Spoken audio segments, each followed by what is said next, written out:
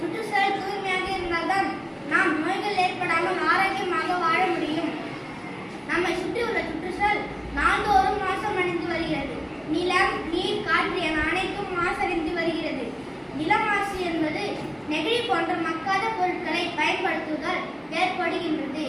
நீர்நிலைகளில் தொழிற்சாலை கழிவுகள் மற்றும் ரசாயன பொருட்கள் கலப்பதால் மாசுபடுகிறது. காற்றானது வாகனங்கள் மற்றும் தொழிற்சாலைகளில் இருந்து வெளியேறும் நச்சு புகையினால் மாசுபடுகிறது. எனவே நமது சுற்றுச்சூழலை பாதுகாக்க ஆளுக்கு ஒரு மரம் நட வேண்டும். மக்கும் மற்றும் மக்காத குப்பைகளை பற்றி விழிப்புணர்வை நாம் மக்களுக்கு ஏற்படுத்த வேண்டும்.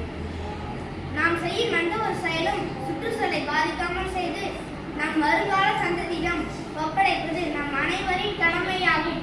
நன்றி, வணக்கம்.